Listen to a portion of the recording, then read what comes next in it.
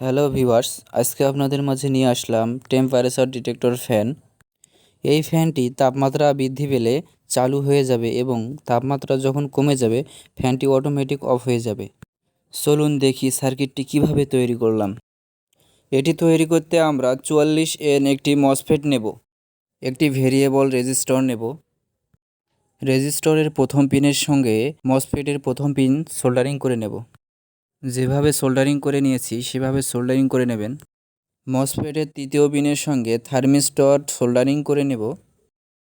3.7 volt দুটি battery সিরিজে সংযুক্ত করে 7 ভোল্ট করে নেব। মিটারে পরিমাপ করে দেখব 7 ভোল্ট হয়েছে কিনা।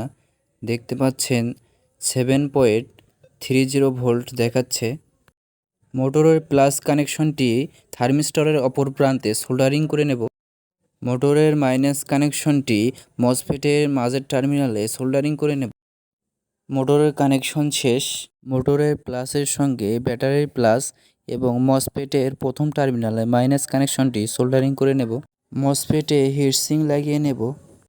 সার্কিট সম্পূর্ণ শেষ। এখন দেখব ভেরিয়েবল রেজিস্টরটি ঘুরিয়ে তাপমাত্রা সেট করব। সোল্ডারিং আয়রনের মাধ্যমে তাপমাত্রা বৃদ্ধি করে দেখব সার্কিটটি ভালোভাবে কাজ করছে কিনা। দেখতে পাচ্ছেন তাপমাত্রা বৃদ্ধির সঙ্গে সঙ্গে ফ্যানটি চালু হয়ে যাচ্ছে। তাপমাত্রা কমে গেলে আবার ফ্যানটি অটোমেটিক অফ হয়ে যাবে। নতুন নতুন ভিডিও সবার আগে পেতে চ্যানেলটি সাবস্ক্রাইব করে বেল বাটন অল করে রাখবেন। ভিডিওটি ভালো লাগলে অবশ্যই কমেন্টে জানাবেন। আপনাদের নতুন কোনো প্রজেক্ট থাকলে অবশ্যই জানাবেন, তার উপর ভিডিও বানাবো ইনশাআল্লাহ।